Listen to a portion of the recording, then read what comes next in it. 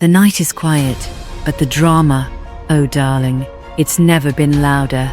You may have forgotten all about your favorite nighttime soaps, but Miss Kane, she never did. She's been watching all the affairs, the betrayals, and the big hair, and now she's here to tell you everything you missed, or perhaps just forgot. This is Drama After Dark. Slip into something comfortable, and let's catch you up. Don't just watch the scandal, darling. Subscribe and join the drama every Friday. At Southfork, JR makes a move, darling. One in business, and one far more personal, both with the power to shake the family to its very core. As his ambitions grow, so does the risk, you see, because this time, the consequences won't stay confined to the boardroom.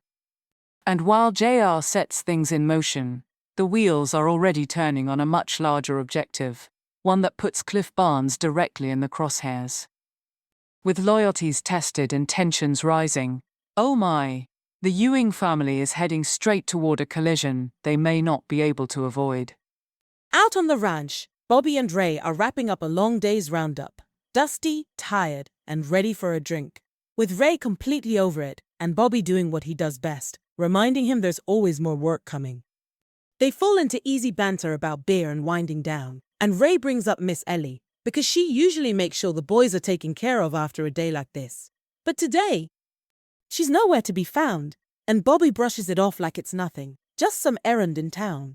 Except, it's not nothing, darling. Because Miss Ellie isn't running errands. She's at the doctor's office, getting dressed slowly, already knowing something isn't quite right. She's found a lump, been sitting with it for weeks, and now she's finally getting answers. The doctor keeps it calm. Maybe a cyst, too early to tell, but that careful tone says everything, and Miss Ellie hears it. Still, she keeps it together, decides not to tell Jock just yet. But the tests are set, and suddenly, this day on the ranch doesn't feel so routine anymore, does it? Over at Ewing Oil, JR is on the phone, darling, trying to stay ahead of a situation that is clearly, just starting to slip, isn't it? Government delays, money being thrown around, and now the possibility that he might have to fly out to Southeast Asia himself just to clean it up, all while making sure Jock doesn't catch wind of any of it. Kristen, bless her heart, slips in and tries to take the edge off, easing his tension the way she knows he likes, and JR lets her, for a moment. But even she can see he's in deep, and this gamble, well, it's bigger than he's letting on, isn't it? Then comes the interruption he simply cannot control. Jock. Kristen tries to hold him off, but Jock is not the kind of man you keep waiting in the hallway, is he? He walks right in, and JR has to pivot fast, acting like everything is business as usual. But Jock sees through it, the stress, the long hours, the pressure building. So instead of pushing, he pulls. Lunch, a drink, time away. JR resists, because stepping away right now feels like losing control. But Jock isn't asking, and just like that, JR is dragged out of the office, leaving everything he's been trying to manage sitting right there, waiting on him.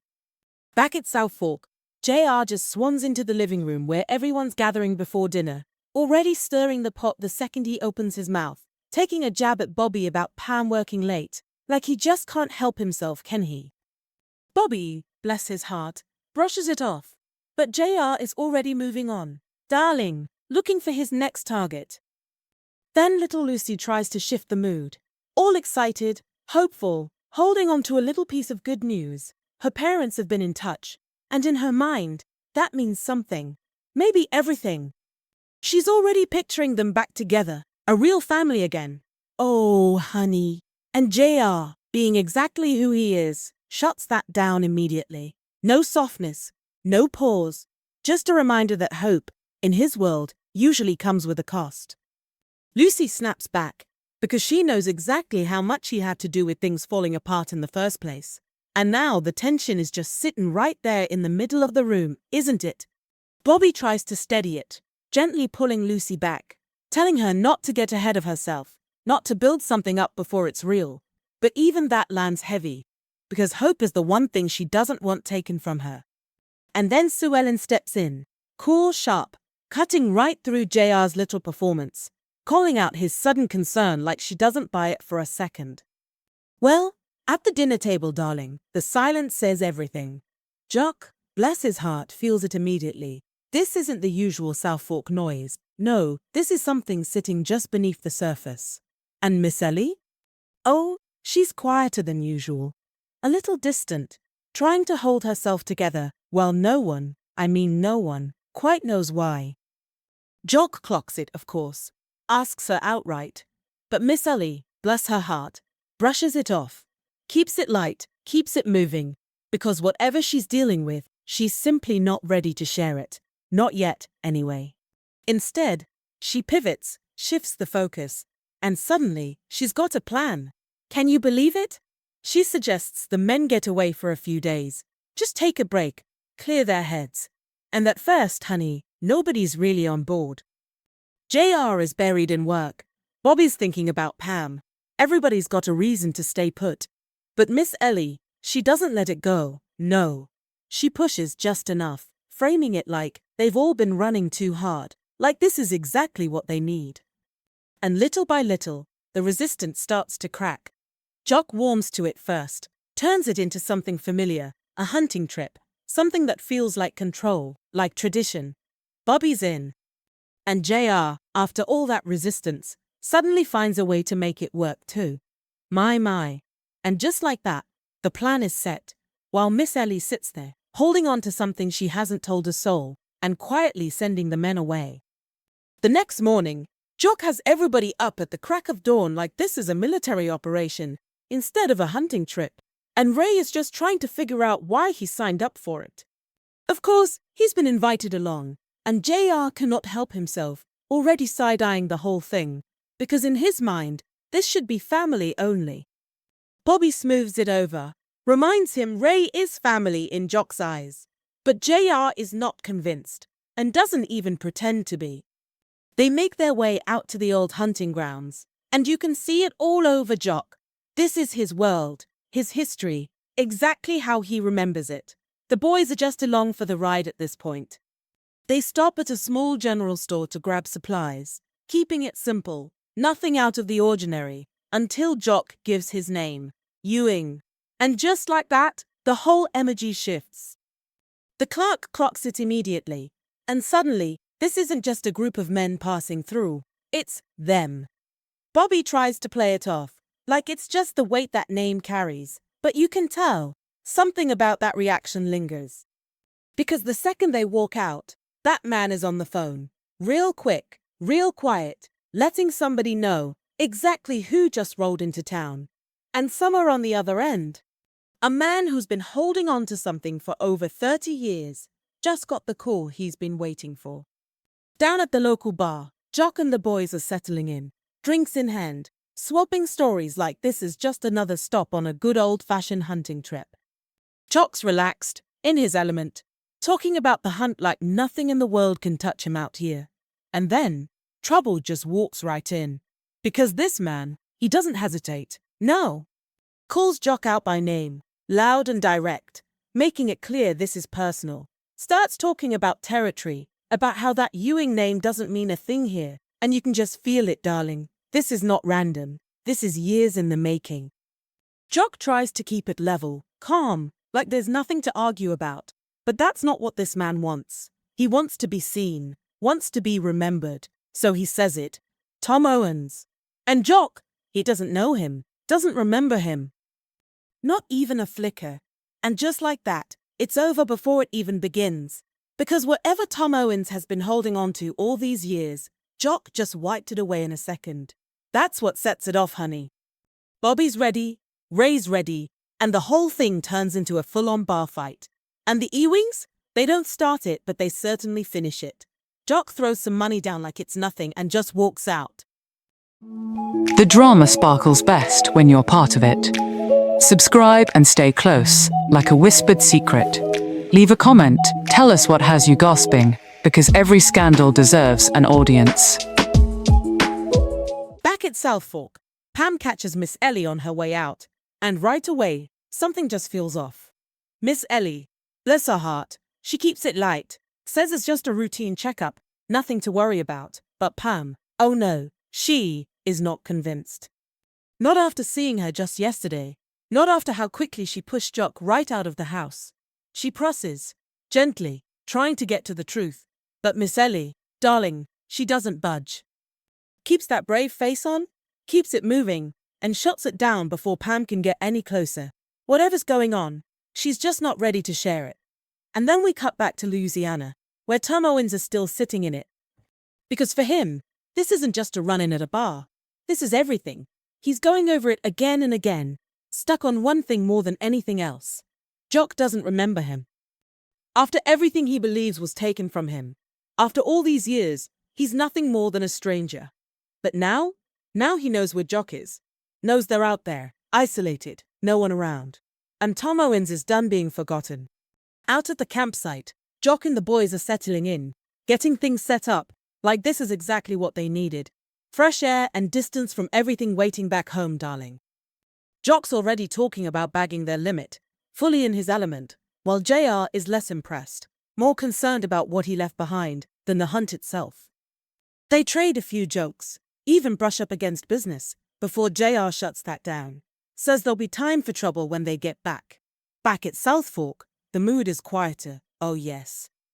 Pam finds Miss Ellie alone, and gently pulls her upstairs to help feed little John, trying to lift whatever's weighing on her. Miss Ellie goes along with it, putting on that same steady front. But on the way, they run into Sue Ellen, and she's completely dismissive, barely interested in her own child, brushing past them like none of it matters. Can you believe it? Upstairs, things soften for a moment as Miss Ellie reassures Pam, easing her worries the way she always does. But it doesn't last. Pam sees it, asks what's wrong, and Miss Ellie shuts it down again, leaving before anything real can come out. Well, out in the field, the hunt is on, and the men, they split up like this is just another day, bless their hearts, until a shot, darling, comes way too close, whizzing past Bobby, and changing the whole tone, wouldn't you say? He brushes it off as some careless hunter, and Jock, he does the same. But JR? Oh, he isn't so quick to dismiss it. Still, they push on, eyes open, but acting like nothing's wrong. Then, back at camp, they try to settle in. Drinks out, tension easing, you know the drill. Until one tossed cigar sets off a lantern and everything goes sideways again, can you believe it? Now it's confusion, blame, and JR going straight for Ray, while Ray, he fires right back. Jock, he shuts it down fast, calls it an accident, nobody hurt, end of story. But between that shot in the field and now this trip, honey, is starting to feel like more than just bad luck. Out at camp, the night has truly settled in, and everything is quiet. Oh, a little too quiet, wouldn't you say? The men are all fast asleep when Jock, bless his heart, hears something, just enough rustling to pull him up. Gun in hand, instincts kicking in before anyone else even knows what's happening. He calls it out, ready to act. And before he can even get the shot off, gunfire. Jock goes down. Oh honey, everything explodes after that. Bobby sees it first, panic cutting through as he realizes Jock's been hit, and now everybody's scrambling, trying to figure out where it's coming from without exposing themselves. JR tries to get to him, but the second he moves, he's hit too. Now it's utter chaos. Ray's trying to reposition, move around the camp, figure out where on earth those shots are coming from, while Bobby holds back just long enough to make sure he's not walking straight into the same trap. 'Cause this isn't random anymore, darling. This is targeted. JR is down, bleeding, Jock is worse off, and nobody can get a clear read on who's out there, or if they're still waiting for another shot. And just like that, this little hunting trip? Oh, it turns into something else entirely. Out in the woods, Bobby and Ray are moving fast, trying to get to town for help, because Jock and JR aren't going anywhere without it. They spot signs they may have hit one of the shooters, and for a second, it feels like maybe that'll slow things down. But no, darling, because not far off, those men are regrouping, and Tom Owens is not backing down. Whatever this started as, it's turned into something a whole lot more serious. Back at camp, JR is doing what he can for Jock, and Jock knows exactly what kind of moment this is. So now he starts telling the truth, bless his heart. About a wife JR never knew existed. Amanda Lewis, A fragile woman who couldn't handle the life he was living back then, who broke under it. Now she's been tucked away in a private hospital all these years, and Jock's been quietly paying for it, carrying that secret like it never happened. And now? Now he wants it handled right. Not buried, not managed, fixed. If he doesn't make it back, he wants JR to do right by her, set things up properly, take care of what he left undone. And JR says yes, but the way he says it, that's a whole nother conversation, isn't it? Because out in the woods, Bobby and Ray are starting to see it clearly. If those men let them walk, then maybe they were never the ones being hunted. Well, Bobby and Ray, they make it into town looking for help, but the man they run into just shuts them down immediately, calls it just another hunting accident, and makes it clear he wants no part of it. And just like that, they realize they're on their own. No law, no doctor they can count on, nobody coming to save the day. So they stop asking and start acting, grabbing a truck and heading back themselves, because Jock and JR don't have time to wait. Back at camp, Tom Owens makes his move again, finding Jock and JR right where he wants them. And now, he finally lays it all out.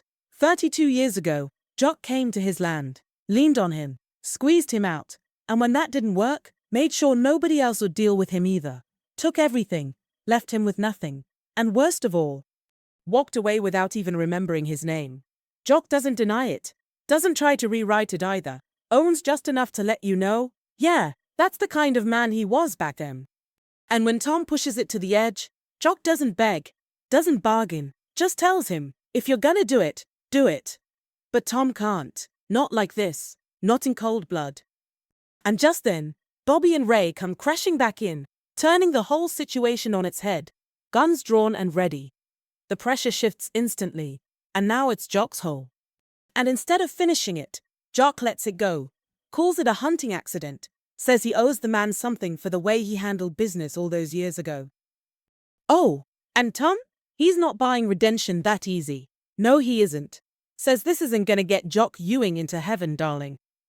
Back at Southfork, the men return, banged up, worn down, but alive. And Miss Ellie is right there waiting, relief written all over her, even as she tries to keep it together.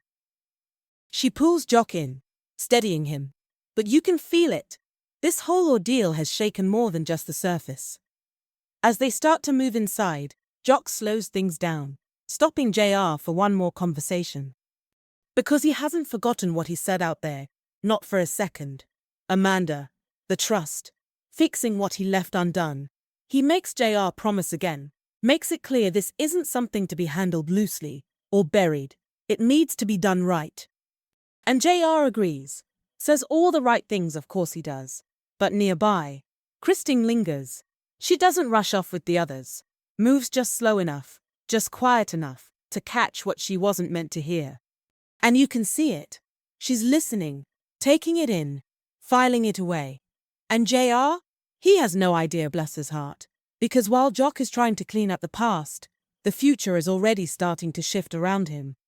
Well, wasn't that deliciously messy? Miss Kane walked you through the drama, and trust me, the secrets are just starting to spill. But don't think it's over, darling. There's always another scandal waiting in the shadows. This has been Drama After Dark. Until next time, we'll be watching. We you.